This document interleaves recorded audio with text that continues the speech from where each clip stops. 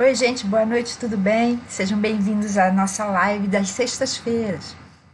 Eu sou Cris Book e aqui eu ensino para você tudo que você precisa saber a respeito da Bíblia, que você gostaria de me perguntar. Você pode perguntar à vontade, que eu respondo com o maior prazer.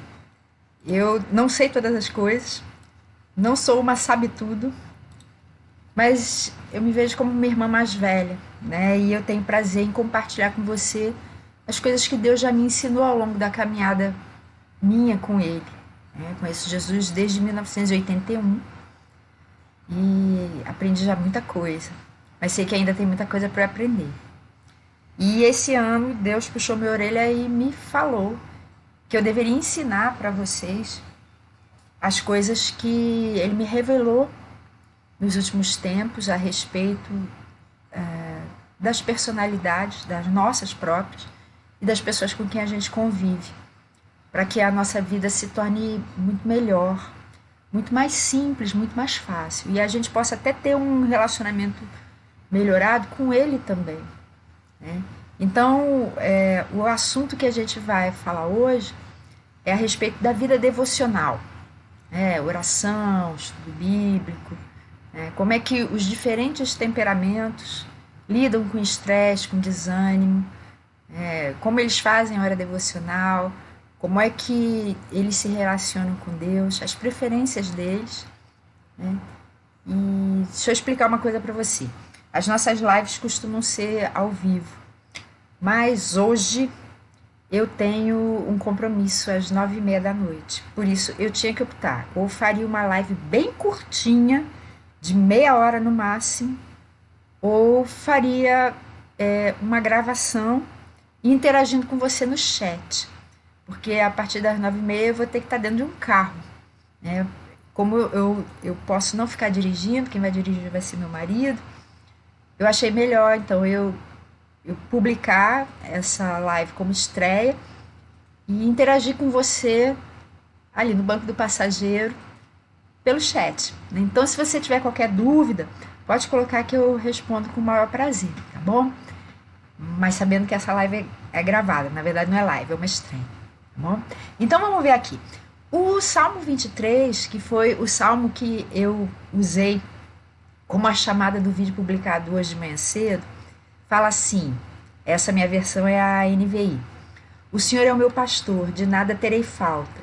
Em verdes pastagens me faz repousar e me conduz a águas tranquilas. Restaura o meu vigor. Guia-me nas veredas da justiça por amor do seu nome. Mesmo quando eu andar por um vale de trevas e morte, não temerei perigo algum, pois tu estás comigo. A tua vara e o teu cajado me protegem. Preparas um banquete para mim à vista dos meus inimigos. Tu me honras, ungindo a minha cabeça com óleo e fazendo transbordar o meu cálice. Sei que a bondade e a fidelidade me acompanharão todos os dias da minha vida e voltarei à casa do Senhor enquanto eu viver. Uma outra versão fala, habitarei na casa do Senhor para todo sempre. E esse salmo, para mim, como eu falei de manhã, é a imagem perfeita da vida devocional, da ovelha confiando no pastor, recebendo dele tudo o que ela precisa para viver bem e feliz, confiando nele, de que vai suprir todas essas necessidades, né? E a vida devocional, para mim, é isso, né? Ela é a gente se relacionando com Deus, é a nossa devoção para Ele, né? E recebendo dele todas as coisas necessárias, né? Não só em termos assim materiais, né? Mas eu considero até principalmente em termos espirituais e emocionais, né? A vida devocional em geral envolve oração, leitura bíblica e meditação, que é a gente falando com Deus e ao mesmo tempo ouvindo Deus falar também, né? Durante muito tempo eu ensinei que a oração é a gente falando com Deus e a leitura bíblica e a meditação é Deus falando com a gente. Mas hoje em dia eu encaro que a oração é a gente falando e Deus falando ao mesmo tempo também com a gente. Que enquanto você está orando, Ele também está se comunicando com você, né? Até mesmo colocando motivos de oração no seu coração, né? E quando a gente está lendo a Bíblia, Deus está falando com a gente, mas a gente também está falando com Ele. Às vezes fazendo perguntas, Ao mesmo tempo que você está lendo, pensa, mas o que isso quer dizer? Né? E a meditação também é a mesma coisa. Né? E a vida devocional, a gente às vezes, durante algum tempo, né, principalmente no início da minha caminhada cristã, quando a gente às vezes não sabe muita coisa, né, aí a gente vive por meio de alguns estereótipos. Né? E eu lembro que eu pensava assim, eu preciso orar, eu preciso ler a Bíblia, eu preciso meditar. E me esforçava tanto, a vida devocional para mim era um esforço. E eu não sabia direito o que eu tinha que fazer, né? Porque eu pensava muito em termos de tem que, eu preciso. Em termos de obrigação, em termos de dever. E eu demorei muitos anos até a descobrir que a vida com Deus não é basicamente uma vida de deveres, não. É basicamente uma vida de comunhão com Ele, para colocar as coisas em perspectiva e entender o que a gente quer realmente, o que é importante realmente para nós. Né? E aí a vida devocional passa a ser mais ou menos como você almoçar, né? Ou jantar, ou tomar café da manhã. Você não vai comer porque você pensa assim, eu tenho que comer, eu não quero comer, é chato comer, eu não tenho prazer nisso, mas eu preciso comer. Não é assim, né? A gente come até por prazer, né? Tem gente até que come demais. Eu, às vezes, como demais, né? Se eu tô chateada, como a beça, né? Mas, da mesma forma que o alimento, né, que a gente prepara numa panela ou no micro-ondas, no forno, sei lá, a gente precisa dele, mas a gente não come só porque precisa, mas porque é bom, é gostoso, é saboroso. A vida devocional também. E, às vezes, a gente não percebe isso. A gente faz as coisas meio por obrigação e não tanto por prazer, né? E a vida devocional é assim, ela tem um objetivo. Né? As coisas, Deus é legal demais, porque as coisas que Ele sabe que a gente precisa, Ele dá também um toque de prazer. Às vezes é um toque sutil, outras vezes é um toque até bem evidente, né? Mas Ele dá prazer, dá alegria para a gente querer fazer as coisas que a gente precisa. E a vida devocional tem o objetivo, né, de dar para a gente a perspectiva que Deus tem a respeito das coisas, para que a gente entenda e essa perspectiva passe a ser a nossa também. Né? Coloca as coisas todas no lugar. Então, por exemplo, a pessoa que tem uma vida devocional assim constante, saudável, é uma pessoa que tem uma perspectiva melhor. Né? As coisas ficam mais encaixadas, mais bem encaixadas dentro da vida dela. Né?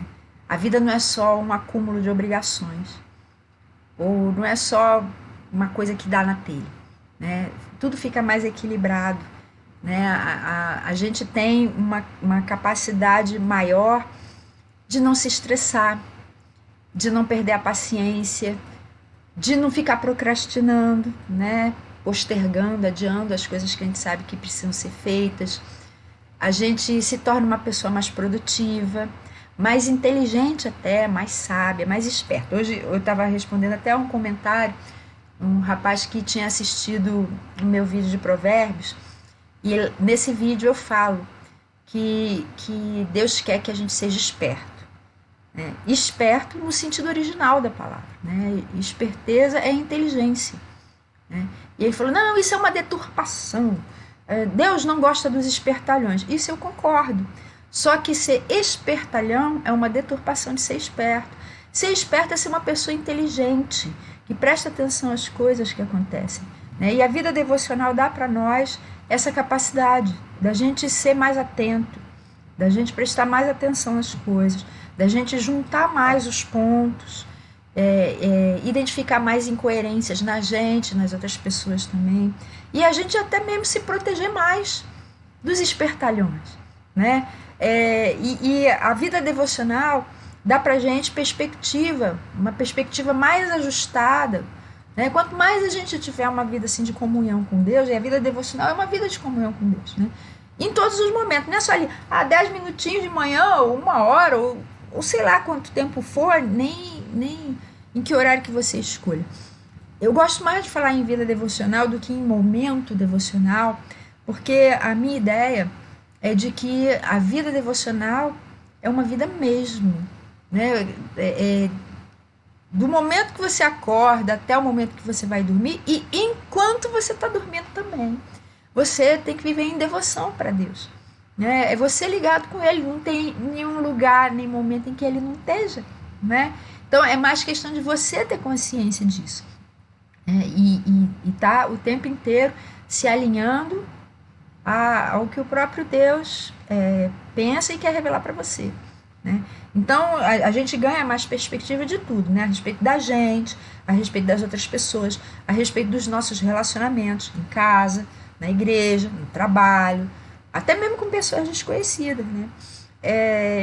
E a gente começa, conforme a gente vai convivendo cada vez mais com Deus, a gente começa a pensar mais parecido com o que Deus quer que a gente pense, a sentir mais parecido com o que Ele quer que a gente sinta, a agir mais parecido com o que Ele quer que a gente age, né? A gente bem assim devagarzinho, paulatinamente, a gente vai se tornando cada vez mais aquilo que Ele deseja que a gente seja, né? Que a gente nasceu para ser. E às vezes nem sabe direito o que é, né? E uma coisa muito importante é que a vida é cheia de motivos de estresse, de desânimo, de dor, né? Até mesmo involuntariamente a gente causa estresse e dor nas outras pessoas, né? Mesmo sem querer, né?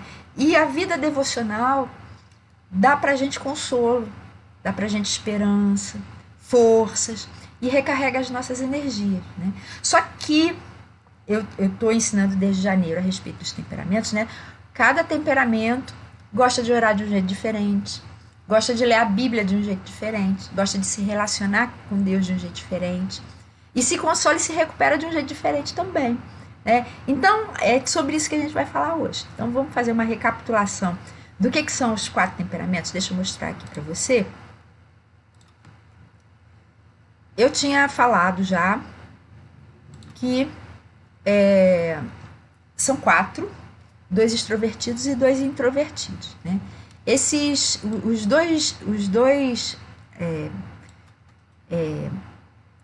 dois são extrovertidos, 2 são introvertidos.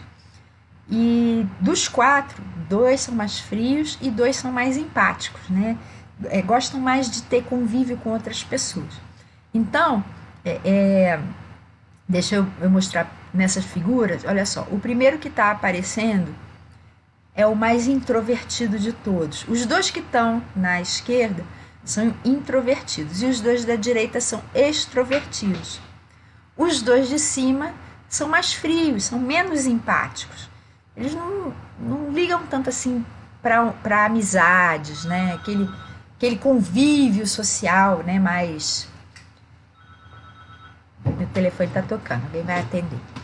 Alguém que seja mais...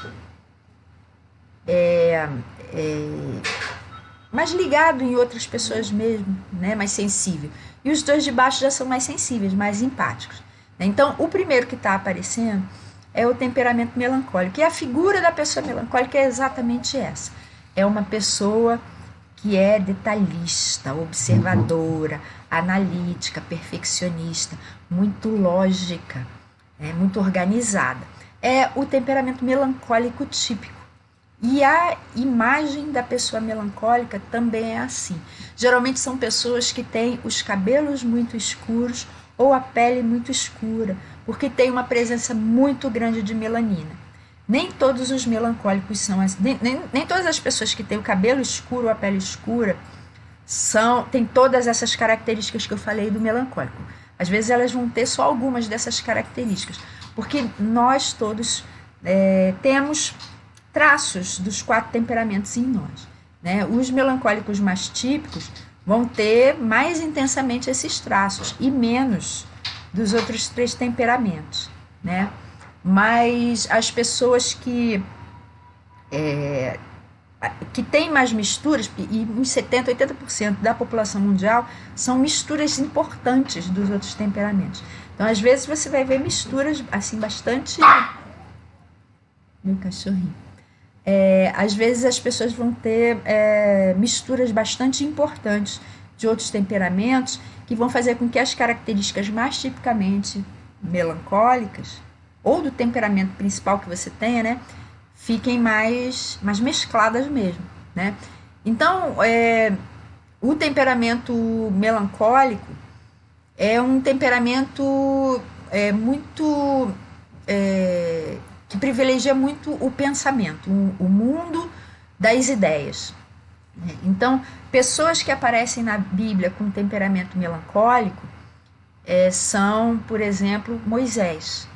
Né? O melancólico é um temperamento que tem realmente muito mais tendência à melancolia, à depressão, né? À tristeza. E Moisés era assim. Outro que era assim também era Elias. Né? Eram pessoas que eram muito zelosas de Deus, porque o melancólico tem um senso de certo e errado muito, muito forte. Né? E são pessoas, geralmente são radicais. O que elas sabem que é a verdade, aquilo em que elas acreditam, elas se apegam mesmo. Né? E são pessoas assim muito metódicas e detalhistas. Né?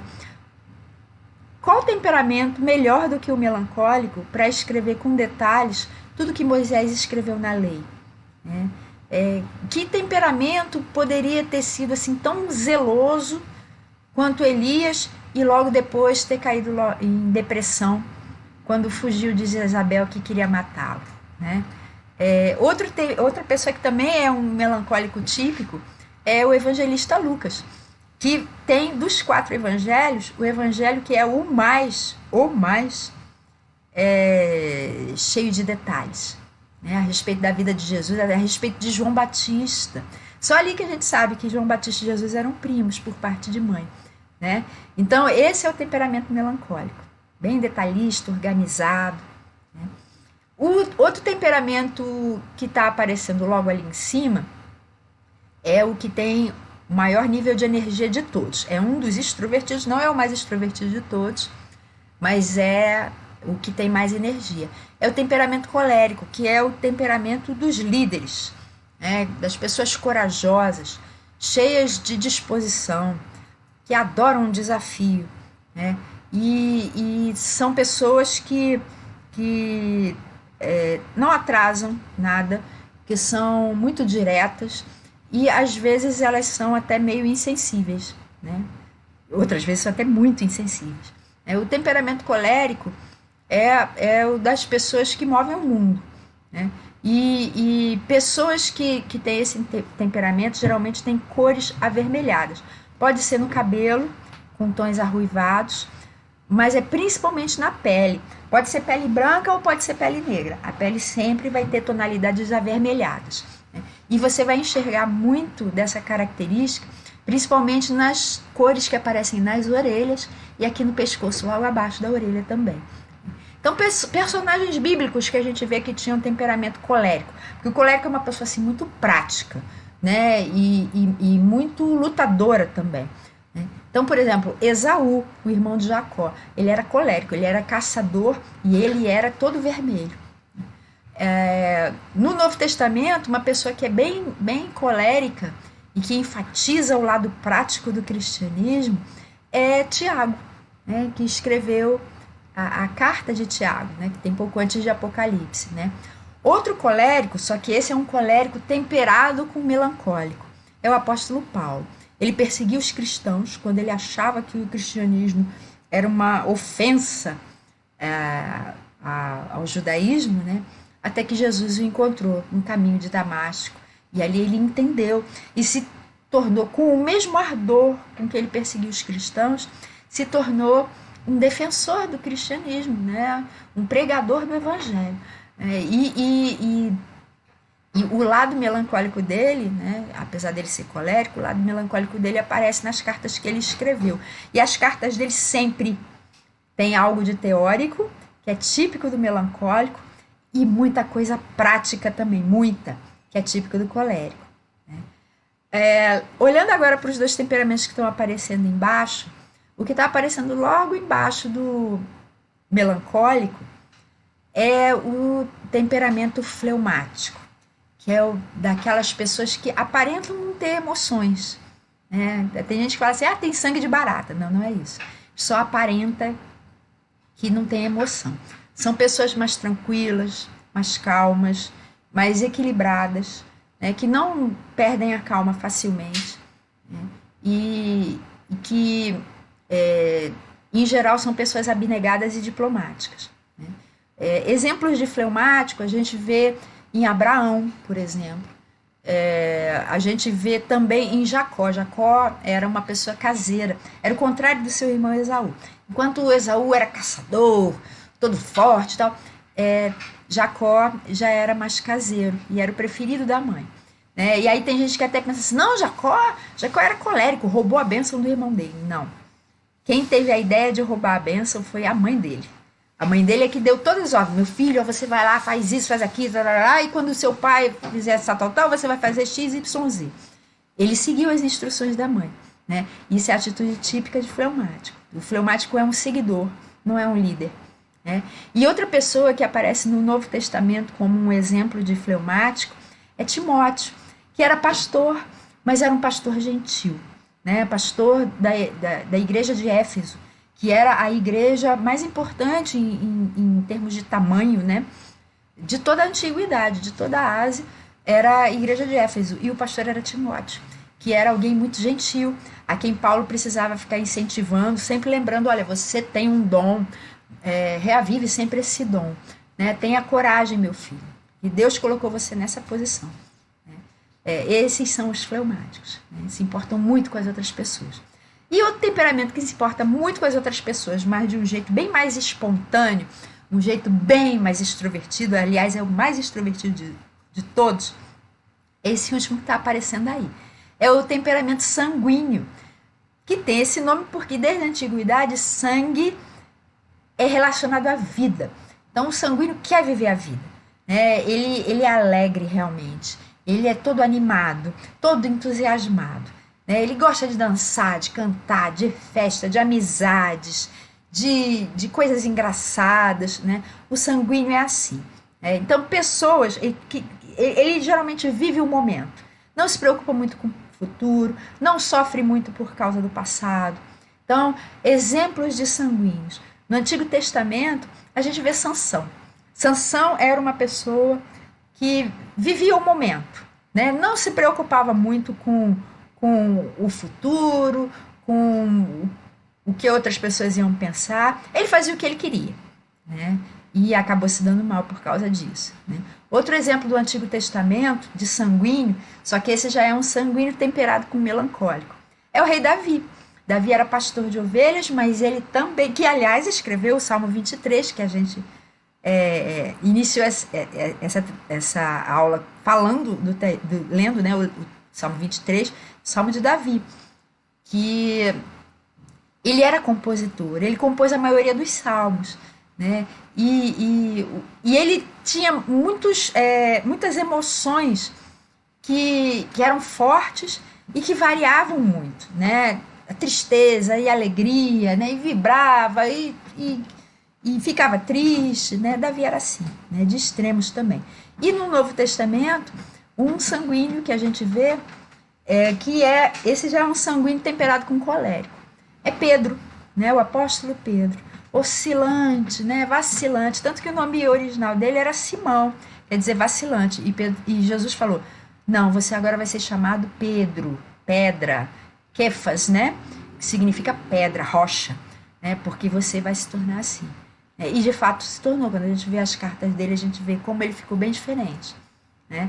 Então esses são os 4 temperamentos que Deus fez cada um de nós tendo essas características, né, predominantes, né, e que tem modos diferentes de encarar a vida e também de ter vida devocional, de orar, de ler a Bíblia, né, essa coisa toda, né? Então, vamos falar sobre modos de orar? A primeira coisa que eu queria que a gente enfocasse será que existe uma forma certa e uma errada da gente orar? Existe uma forma errada, né?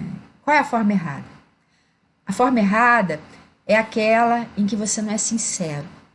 Você se preocupa mais em usar palavras empoladas que vão impressionar as outras pessoas do que em estabelecer uma conexão do seu coração com o coração de Deus. Essa é uma forma errada de orar, né? Ou você está orando e não está aberto para que Deus mostre a verdade para você. Essa é a forma errada de orar. E qual é a forma certa? A forma certa é você sendo sincero, você pedindo o que você e outras pessoas querem, mas também o que você sabe que você e as outras pessoas precisam, sem se preocupar com o que os outros vão pensar, e sim com a inteireza do seu coração diante de Deus. Essa é a forma certa de orar, né? Sendo sincero, se comunicando de fato com Deus, a sua alma, o seu espírito diante do Espírito Santo. Mas cada temperamento gosta de orar de um jeito diferente, né? Como é que cada um deles gosta de orar? O colérico gosta de pedir força, coragem e todas as coisas que ele precisa para entrar em ação, para fazer alguma coisa. Pode ser na igreja ou pode ser fora dela. Para investir no casamento dele, para estudar, para arrumar emprego. O colérico pede sempre muitas coisas práticas, né? Ele é prático e ele pede coisas práticas, né? Ele pede que Deus abra portas, que ele consiga fazer coisas, né? Que tudo que ele faça, ele seja bem sucedido nisso, né? Só que muitas vezes ele deixa de lado algumas coisas que ele precisa, mas que ele demora um pouco para reconhecer, né?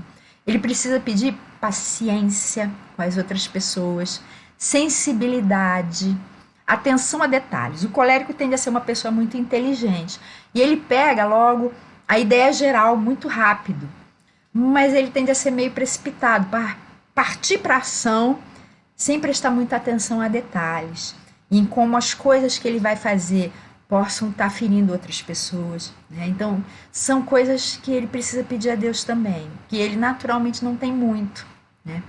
E o sanguíneo, o que ele gosta de pedir?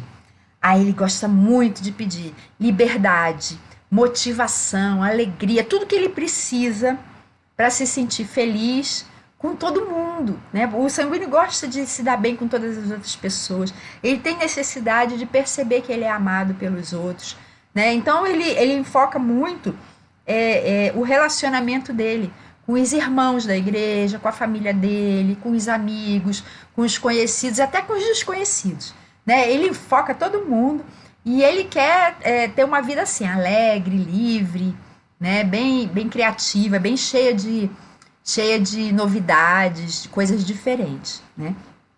E geralmente ele deixa de pedir coisas que ele precisa, como perseverança. O sanguíneo pula muito de galho em galho, né? Ele começa um novo projeto, ele adora novos projetos, adora. Mas em geral ele não termina, né? Ele precisa pedir a Deus mais perseverança, mais compromisso com as outras pessoas também. Ele gosta muito das outras pessoas, mas ele tem relacionamentos assim muito descompromissados, né? Muito soltos.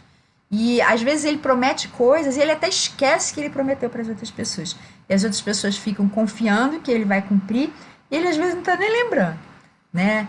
Ele precisa pedir também organização. Às vezes ele não lembra das coisas porque ele é muito desorganizado. Assume um monte de coisa ao mesmo tempo. O colérico e o sanguíneo tendem a ser multitarefas, né? Fazem um monte de coisa ao mesmo tempo. Mas a diferença é que o colérico termina todas elas. Para ele é importante chegar a alguma coisa concreta. O sanguíneo não. Para o sanguíneo é importante fazer as coisas enquanto ele se sente motivado. A partir do momento em que ele perde a motivação, ele larga de mão e parte para outra coisa que ele acha mais legal, mais interessante. E deixa outras pessoas na mão, né? E não está nem se preocupando muito com isso. Então ele precisa se preocupar com as outras pessoas de uma forma assim mais comprometida realmente, né? Então é importante que ele tenha mais organização, compromisso e perseverança, né? O melancólico, esse que é detalhista, o que ele gosta de pedir na oração? Discernimento, entendimento, sabedoria e todas as coisas que ele precisa para entender tudo que existe, ele mesmo, as outras pessoas, como o mundo funciona. Espera um pouquinho. ele precisa entender todas as coisas, como o mundo funciona, né? Entender o significado da vida. Né? Então, às vezes ele fica um tempão diante de Deus perguntando a respeito de assuntos difíceis, né? Sobre a salvação, sobre a santificação, sobre a eternidade. Ele faz muitas perguntas para Deus e ele pede que Deus dê para ele visão, entendimento, clareza a respeito do que é importante e do que não é. Né? E ele muitas vezes deixa de pedir algumas coisas que são importantes também. Como ele se preocupa com essas coisas assim grandiosas, né? Algumas vezes ele perde de perspectiva as pessoas que estão em volta dele. Né? Então ele precisa pedir também empatia, que ele consiga perceber, ter clareza, não só em termos de ideias, mas em termos de sentimentos.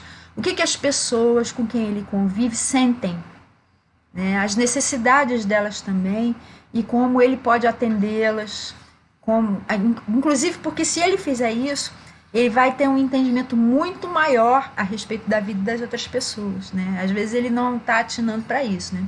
Ele precisa pedir também um interesse pela comunhão, pelo convívio, né? Que ele consiga manter uma conversa agradável com outras pessoas, que às vezes ele foge, né? Às vezes, porque as pessoas, na visão do melancólico, principalmente na visão do melancólico, né?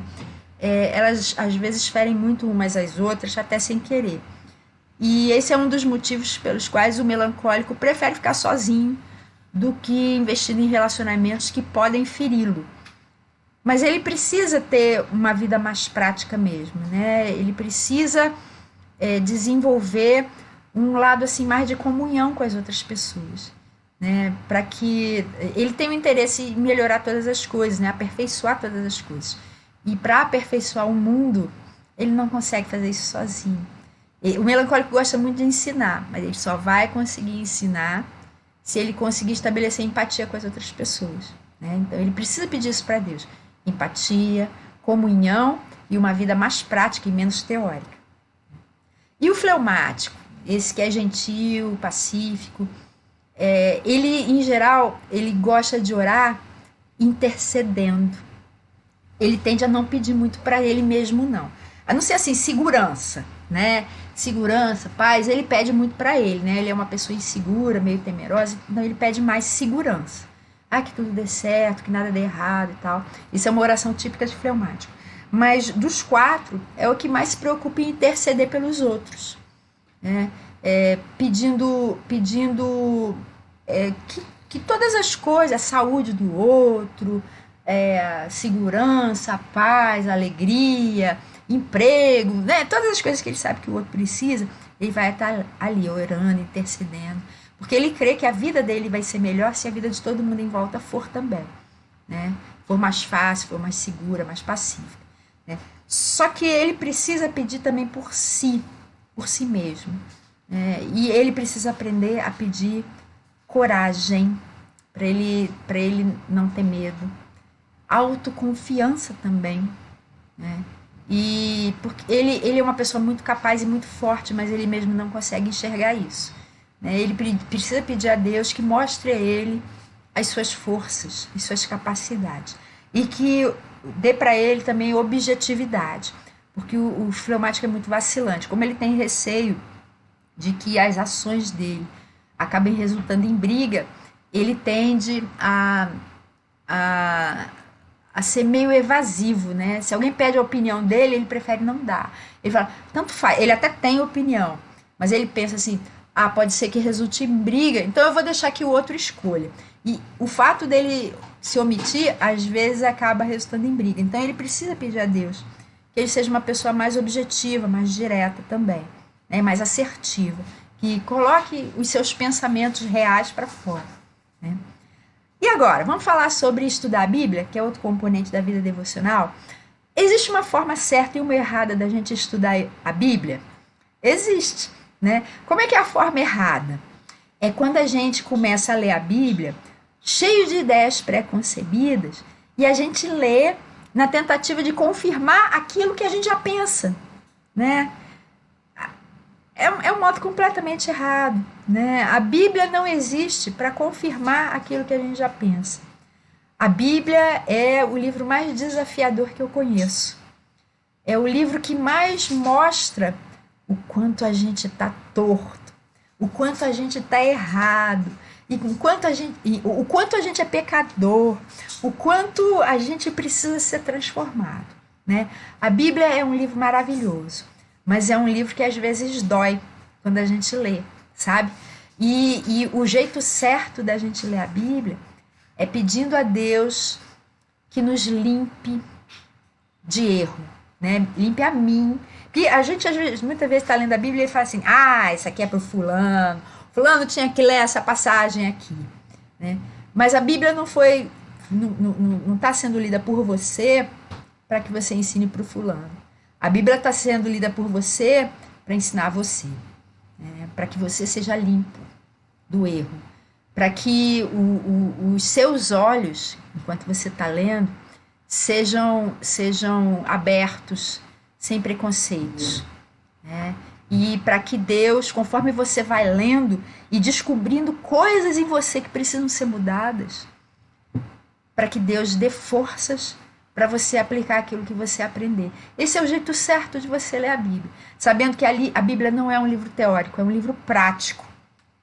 Isso agrada muito aos coléricos. A Bíblia é um livro eminentemente prático, mas ela não é um livro prático sem fundamentação. Ela explica por que é para fazer aquelas coisas, né? Isso desagrada os legalistas. Os legalistas são práticos sem fundamentação, né?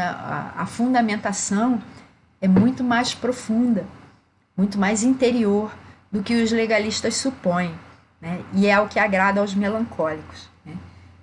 E ela é um livro também que não é só de ordens, não é um livro chato, né? A gente pode até achar a Bíblia chata. Se você acha a Bíblia chata, é porque você tem um bocado de coisa que precisa ser mudada, sabe? A gente acha ela chata ou ruim quando ela confronta a gente. Ela mostra aquilo em que a gente está errando, né? Mas ela é um livro alegre. Ela é um livro de felicidade, porque ela mostra o caminho, sabe, para essa alegria verdadeira, que vai muito além do que só oba-oba, né? É aquela alegria profunda do coração de quem sabe que está sendo transformado, está se tornando uma pessoa melhor, uma pessoa mais livre, como agrada aos sanguíneos, livre de verdade, né? E ela é um livro muito seguro, ela contém um passo a passo, para que a gente tenha uma vida de verdadeira segurança, uma vida de paz. Ela é cheia de conselhos para que a gente aplique na prática, né? E tenha uma vida muito melhor, muito mais tranquila, muito mais pacífica, como agrada aos fleumáticos, né? E como é que cada temperamento gosta de ler a Bíblia? O colérico gosta principalmente daqueles trechos que mostram coragem, atos de heroísmo, ação. Então, por exemplo, quando mostra as guerras do Antigo Testamento, né? O livro de Apocalipse também, principalmente depois que começa a batalha do Armagedon, né? As pragas, Deus agindo, né?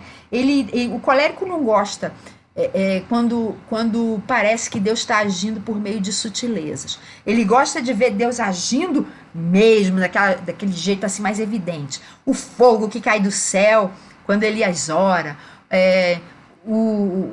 a coluna de fogo, a coluna de nuvem que está ali protegendo os israelitas dos egípcios quando eles foram libertos da escravidão, né? Essas coisas, nossa, o colérico gosta demais. E ele gosta muito no Novo Testamento daqueles textos mais práticos.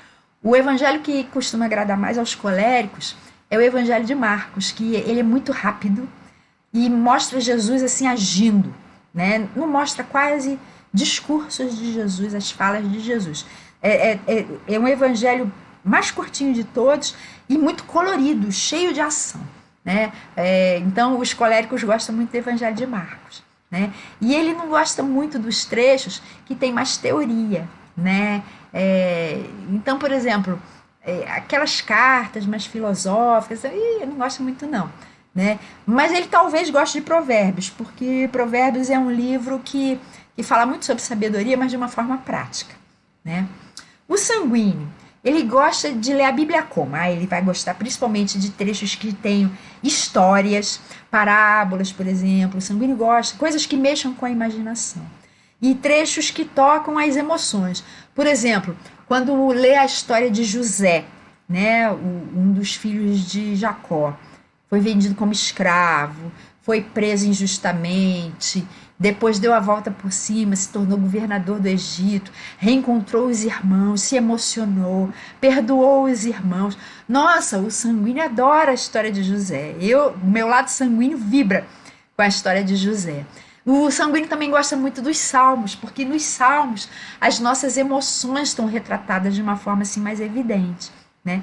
Mas ele não gosta muito de trechos que sejam mais profundos, porque ele acha que são meio chatos, né? Então, por exemplo, Romanos, que é uma carta assim, mais filosófica, né? Parece um tratado de teologia. O sanguíneo não gosta muito, não, né? O Evangelho de João, que é um evangelho assim que toca emoções também, que tem muitos discursos de Jesus, mas é mais profundo. Tem muito sanguíneo que não gosta, né? Ele vai tender a gostar também do Evangelho de Marcos, que é mais colorido, né? O melancólico já vai gostar de ler os trechos da Bíblia que são mais filosóficos, mais profundos. Então ele vai gostar de Eclesiastes, de profecias como a de Isaías, né? Isaías é um livro profético maravilhoso, maravilhoso, cheio mostrando como o futuro da humanidade é um futuro perfeito, maravilhoso, né? Ele gosta de ler Romanos também, e ele tende a não gostar muito de trechos mais práticos, né? Como as outras cartas, além de Romanos, né? A carta de Tiago também tende a não agradar muito aos melancólicos, porque é uma carta muito prática, né? Os fleumáticos já vão gostar de trechos que remetem à suavidade, tranquilidade. Por exemplo, a narrativa da criação, que aparece lá em Gênesis, a Nova Jerusalém, que mostra lá em Apocalipse, a vida dos redimidos nela, né? Nossa, o fleumático vai gostar muito disso, né? E ele vai fugir, né? Não vai gostar muito de ler trechos de guerras, né? O livro de Josué, o livro de Juízes, muita confusão e tal. O fleumático não gosta desses trechos, né? Mas como é que cada temperamento gosta, né, de ter uma vida de devoção com Deus, de se relacionar com Deus, né?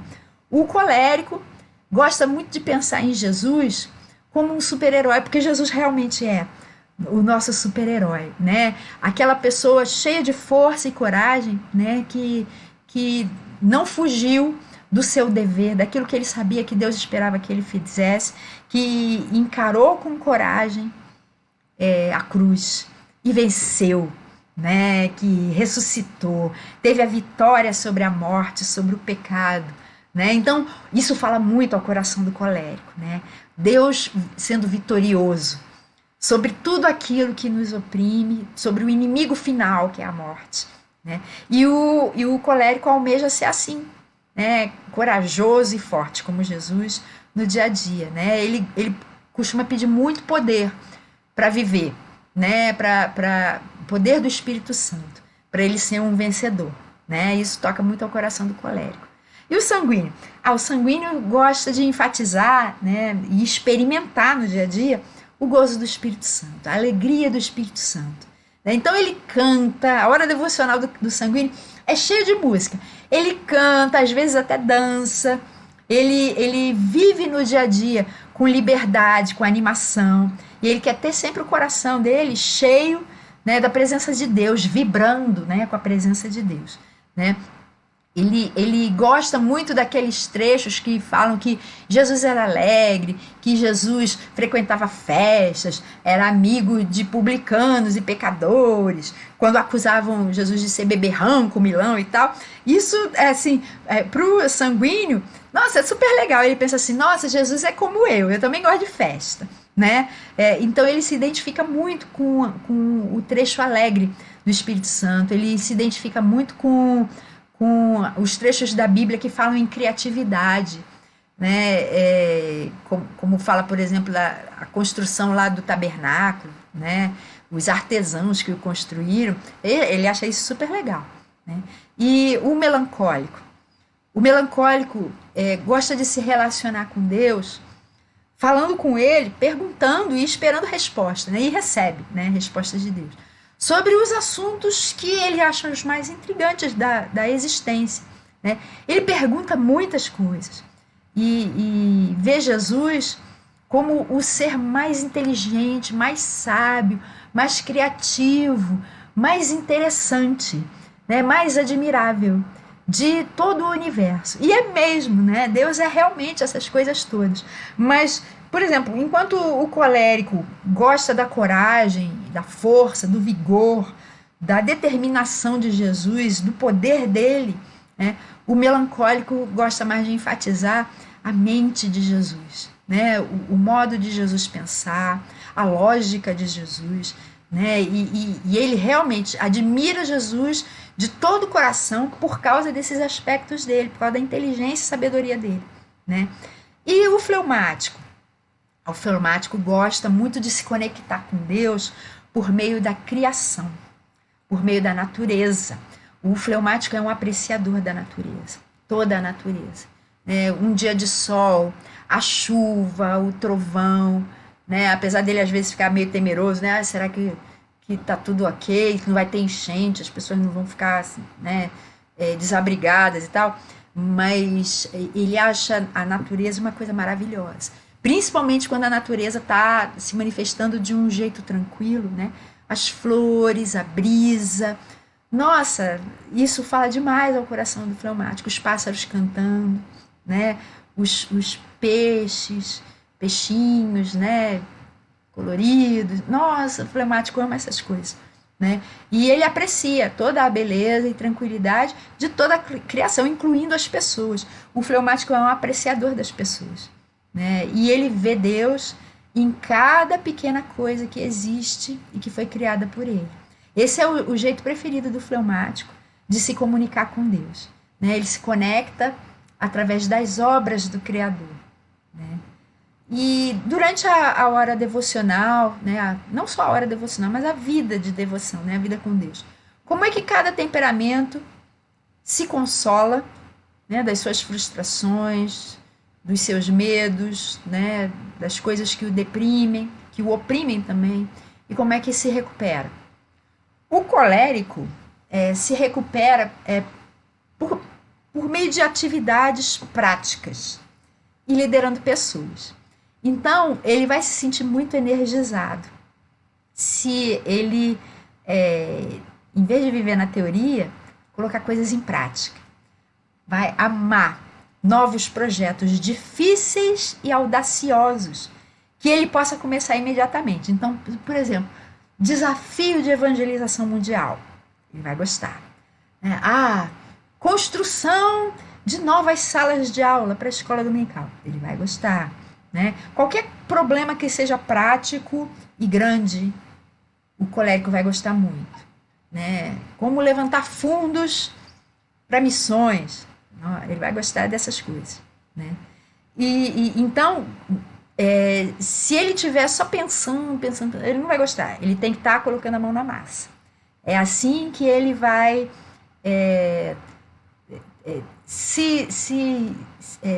expressar tudo aquilo que Deus fez ele para ser, né? E o sanguíneo, ele vai se consolar e se recuperar e se energizar por meio de comunhão, reuniões com os irmãos. Então ele gosta muito de culto, né? Principalmente aqueles cultos mais animados, que tem muito louvor, muita música, muita gente. Por exemplo, igreja, uma igrejinha meio vazia. O sanguíneo não vai gostar muito, não. Ele gosta de igreja cheia de gente, cantando alto, com animação, batendo palma, né, com bateria, dançando, aquela animação, aquela bagunça, aquela barulheira. É o que mais agrada ao sanguíneo, né? Ele gosta muito de comemorações também, né? Então, ele está sempre atento aos aniversariantes, a casamentos, nascimento de crianças. E sanguíneo adora essas coisas, acontecimentos que a gente pode comemorar, né? e vai fugir de meditar, né? Ele não é muito de ficar ali recluso, pensando, tal.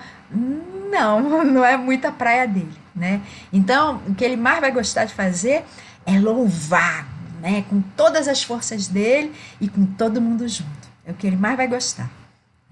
E o melancólico, né? Esse que é mais introspectivo. Ele gosta de pensar, de meditar, de descobrir coisas, né? De ter revelações de Deus, atinando para coisas que ele não tinha atinado antes. Né? Por outro lado, ele vai tender a fugir de comunhão. Né? O que mais agrada ao sanguíneo tende a afugentar o melancólico. Né? E o que mais agrada ao melancólico tende a afugentar o sanguíneo. Né? E o melancólico vai gostar demais de estudar a Bíblia sozinho ou então na escola dominical. O máximo de reunião de que o melancólico típico gosta são pequenas classes de escola dominical. E ele gosta daquelas que vão fundo na Bíblia. Né? Ele não gosta muito daquelas que ficam, vamos pegar esse trechinho e fazer uma breve devocional. Não. Ele gosta, por exemplo, vamos estudar a carta, sei lá, uma carta, Efésios, né? Capítulo por capítulo, versículo por versículo. O melancólico gosta disso. O sanguíneo vai achar chatérrimo. O melancólico vai gostar. E o fleumático? Ele gosta muito de ajudar as outras pessoas. Né, de contar com a ajuda delas quando ele precisar também, de acolher todo mundo, de trabalhar nos bastidores, e detesta estar à frente de alguma coisa, né, liderando, não. Ele gosta que alguém diga para ele, é para fazer tal. Aí ele vai lá, faz o que é preciso e tal, mas sempre nos bastidores. Então ele vai gostar de trabalhar na recepção, ficar ali na porta, recebendo as pessoas, e ele vai receber com alegria realmente, né, com calor humano. Né? Ele vai gostar de fazer visitação a doentes, visitar hospitais, visitar prisões.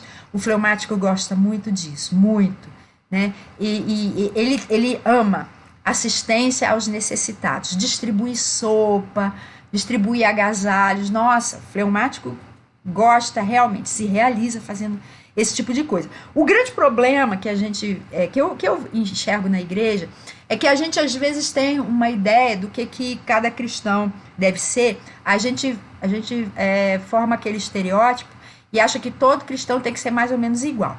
Então a gente acha que todos os cristãos devem estar envolvidos em projetos audaciosos, né, devem ser fortes e corajosos, devem estar envolvidos em comunhão e comemoração, devem estar sempre na escola dominical, estudando a Bíblia, livro por livro, e devem também estar acolhendo todo mundo e trabalhando na assistência aos necessitados. Não é assim, gente. A gente vai ser muito mais produtivo se a gente colocar para trabalhar as maiores riquezas que Deus deu a cada um individualmente. Ninguém precisa estar fazendo todas as coisas ao mesmo tempo. Nós somos muitos e com muitos dons diferentes, né, variados. Então, coloque os coléricos para liderarem, né, para terem coragem de colocar a mão na massa, para serem rápidos e objetivos, para serem fortes. Coloque os fleumáticos, que são o inverso do colérico, para trabalharem nos bastidores, na assistência aos necessitados, naquilo que necessitar de maior sensibilidade. Coloque o sanguíneo para fazer as coisas divertidas, as festas, as comemorações, para estarem no grupo de louvor. Né? Não coloque o melancólico no grupo de louvor, vai ser um louvor xoxo. Né? Vai ser um louvor que vai parecer bossa nova, aquela musiquinha suavezinha. Não é assim. Né? Coloque o melancólico para ser professor de escola dominical, para ser aquela pessoa que tem discernimento, para enxergar detalhes que estão sendo ignorados por todo mundo. Coloque cada pessoa no lugar que Deus a fez para ocupar. Né? Essa é a verdadeira visão do que é ser igreja, do que é ser corpo de Cristo. Ninguém precisa ser o homem ou a mulher dos 7 instrumentos. Cada um pode tocar só um instrumento no sentido figurado, né? Aquilo que Deus fez a gente para fazer melhor. Né? Mas se você estiver 7 pessoas tocando 7 instrumentos diferentes, você tem uma banda completa, né? Então, figurativamente falando, você tem uma igreja completa, né? Como é que cada temperamento, então, pode melhorar a sua própria vida devocional? Enfatizando aquilo de que mais gosta, tornando a sua vida devocional mais leve e sem esquecer as necessidades que precisam ser colocadas diante de Deus. Bom, o colérico, por exemplo, pode ter uma vida devocional com uma lista de oração. Como o colérico é uma pessoa muito prática, é interessante ele anotar pedidos práticos específicos, a data em que ele está pedindo e a data em que Deus vai atender de uma forma bem nítida. Porque assim ele vai conseguir enxergar a ação prática de Deus na vida dele e na vida de outras pessoas também. E o que ele tem que prestar atenção é que ele precisa pedir não só por si mesmo, mas pelas outras pessoas. Ser um pouco mais empático. Presta atenção em quem está rodeando você. Preste atenção nas pessoas que você lidera, né? E inclusive naquelas que você não lidera. O sanguíneo pode melhorar a sua vida devocional fazendo o quê? Cantando mais, compondo músicas, dançando diante de Deus, chorando muito para extravasar todas as suas mágoas, para que a alegria possa ocupar o seu coração depois que toda essa tristeza foi embora. Você não precisa chorar diante das outras pessoas, mas chore diante de Deus. Não finja que está tudo bem. Ele sabe que não está. Então, diante dele, chore tudo que você precisa chorar. Mesmo que você seja homem, chore tudo, né? A sua vida devocional vai ser muito mais leve assim. Mas, por outro lado, não negligencie estudar um pouquinho mais a Bíblia. Vai fazer bem para você. Vai trazer para você novas perspectivas de alegria. E os melancólicos, como podem ter uma vida devocional melhor? Estude a Bíblia, já que você gosta, não só leia, mas estude a Bíblia, anotando as coisas que você pode extrair dali, para que o seu entendimento seja muito mais efetivo. Então, anote, por exemplo, você está lendo um trecho, anote quais são os personagens que aparecem ali. Quem são as pessoas que estão aparecendo? Jesus, os discípulos fulano, ciclano e beltrano, a pecadora que fez não sei o que lá, a mulher adulta, sei lá. Anote todo mundo que aparece ali naquele trecho. Todas as coisas que são faladas ali e por quem que elas foram faladas, né? São faladas por quem, são faladas para quem e por que aquelas coisas são faladas. Anote também o lugar, onde é que aquelas pessoas estão. De que lugar elas vieram antes? Dê uma olhadinha no trecho que vem imediatamente antes. Eles vieram de onde? Depois desse trecho, as pessoas vão estar indo para onde? Agora preste atenção nas coisas que são feitas. Além das que são faladas, preste atenção no que é feito ali. O que as pessoas fazem nesse trecho que você está estudando? Como que as pessoas fazem essas coisas? O que foi que aconteceu? O que está acontecendo ali? O que aconteceu antes? O que vai acontecer depois? Qual é a ideia principal desse trecho? O que você vai ter aprendido desse texto que você leu? Se existe algum exemplo que você deve seguir, que seria interessante, que é admirável, ou se existe um erro que você comete, né, que está sendo abordado ali nesse texto e que precisa ser consertado. Né? Você é uma pessoa para quem a perfeição é um alvo, né? Então você precisa consertar coisas na sua vida. Veja se tem alguma ordem que você precisa obedecer, talvez uma ordem de ser mais prático, né? Alguma promessa em que você deve crer. E o que você vai fazer, né, na vida diária, né, de prático, de agora em diante. Né? E a ênfase que você deve dar agora, que você não deve desprezar, é de entrar em ação mesmo. Né? Você leu hoje, né, é uma coisa que você deve fazer hoje, então faça hoje mesmo. Comece a fazer hoje mesmo. Não deixe para amanhã nem semana que vem. Comece hoje a entrar em ação, para que você saia da teoria. E o fleumático? Como que pode ter uma vida devocional melhor? O fleumático, lembra que eu falei que ele gosta de orar pelas outras pessoas, né? Então ele pode orar muito pelas outras pessoas, mas orar também por si mesmo, né? Pedindo que Deus o ajude a enxergar em que ele pode melhorar para ser usado pela paz do mundo, pela felicidade geral, né, de todas as pessoas, só que de uma forma bem prática, corajosa e eficaz. Peça para o Espírito Santo todas essas coisas que você precisa, que você sabe que você precisa, que geralmente o colérico tem, você não tem muito. Peça que o Espírito Santo te dê e ele vai dar para você. Gente, essa é a aula que eu queria ter dado para vocês, que eu gostaria de ter compartilhado. Espero que tenha conseguido, né? Porque o entendimento dessas coisas dá para você uma compreensão melhor de quem você é, de quem as outras pessoas são e como você pode conviver com elas de um modo que agrade mais a Deus, que torne a sua vida cristã muito mais prática do que teórica, mas ao mesmo tempo te abre um entendimento muito maior, né, do que está por trás dessas coisas que a gente vive, né, dos mandamentos bíblicos, do alvo de Deus para a humanidade, né, e a gente se torna cooperador de Deus, com a ajuda do Espírito Santo, que vai desenvolver em cada um de nós tudo aquilo que falta para que a gente tenha o temperamento de Jesus. Né? Eu não sei se você lembra, mas eu já falei. Qual é o temperamento de Jesus? O temperamento de Jesus é o equilíbrio perfeito de todos os 4 temperamentos. Jesus era colérico, melancólico, fleumático e sanguíneo, na dose certa, na medida certa, sem exageros, sem enfatizar nada demais, nem faltar nada. Né? Então, na próxima aula a gente vai falar sobre os tipos de ovelhas, né? Cada um de nós é uma ovelha do rebanho de Deus. A gente não viu isso no Salmo, né? Salmo 23?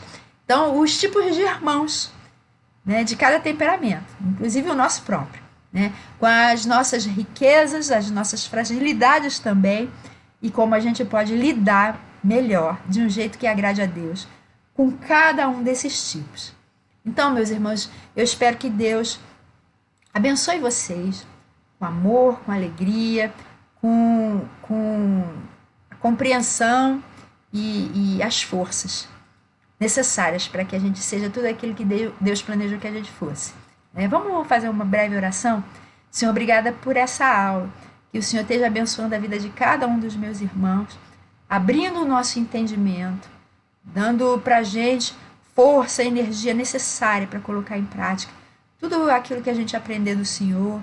Que o Senhor dê para nós empatia também, para que a gente não passe em cima de ninguém. E que o Senhor dê para a gente a alegria, a novidade, toda a aventura que a vida cristã representa também. E que a gente tenha sempre a certeza de que o Senhor nunca vai nos faltar. Que a gente não está sozinho. A gente tem os nossos irmãos, mas principalmente a gente tem o Senhor, nos dando força, nos protegendo, nos dando paz, nos dando amor, nos dando tudo o que é necessário para a gente ter uma vida de vitória, de alegria que te agrade. Muito obrigada, Senhor, em nome de Jesus. Então, meus irmãos, que vocês tenham uma noite maravilhosa, um fim de semana de descanso, de alegria, e que eu possa contar com você na aula que vem, na próxima sexta-feira. Eu espero que seja ao vivo. Né? Deixa eu até falar uma coisa aqui para você. Então, às vezes aparece esse cenário que você está acostumado. Hoje de manhã, por exemplo, apareceu um cenário diferente. É que eu estou em processo de mudança. Né? Então, às vezes vai aparecer o cenário antigo, que é esse aqui. Às vezes vai aparecer o cenário novo, que foi o que apareceu hoje de manhã. Tá? Então, eu espero que nessa transição que a minha vida, porque a minha vida está passando, eu consiga na semana que vem fazer uma transmissão ao vivo. Né? Responder as suas perguntas. Né? Então, que Deus abençoe você. Fica com Ele e tchau.